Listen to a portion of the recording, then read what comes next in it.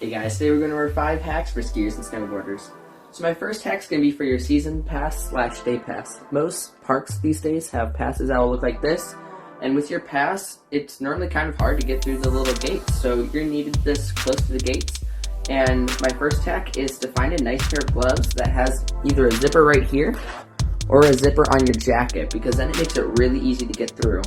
And I like to find these gloves. You can normally find them off Amazon or at like Fleet Farm or Walmart. And you can just stick your pass right in there in your glove or your jacket, and it makes it really easy to then just scan right through it. You can just go up and, like, I can't feel it right here because it's right on my wrist. It doesn't affect my skiing at all or snowboarding, and I can just go right to the gate and scan it. It goes right through. So on to our second tip. And now for my second tip, it's going to be for anyone that likes to listen to music. So I see a lot of people, it's not that hard, but they normally end up just using their earbuds like this. If you're going to use corded earbuds, I would highly recommend just putting them inside your jacket. It looks way nicer, and there's so many benefits, like your earbuds not getting caught up on like the tow rope or the chairlift. That does happen a lot. And even just tuck it underneath your face mask, and it helps hold your earbud in.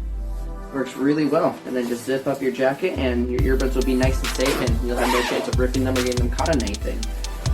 And then you can just run it right down to your pocket, your snow pants, or whatever you're using. So that's my second tip. On to my third one. So for my third tip / trick, it's gonna be wireless earbuds. You can get these pretty cheap. These are the Galaxy Buds. You can get them from Best Buy or anywhere else. And even like AirPods or just a cheaper one, you can find some really cheap ones on Amazon. Just look for the ones that have like 4 to 5 stars and do some research. And these work really good because then you have no wires at all, and normally they last for 12 to 14 hours. And they come with a little case that you can charge them in, and it just works really nice, and you have no wires or anything, so you can keep your phone in like any pocket, like your chest pocket, or like if you have like any pocket where your phone can fit, it works really well. So that's my third tip. Going on to my fourth tip.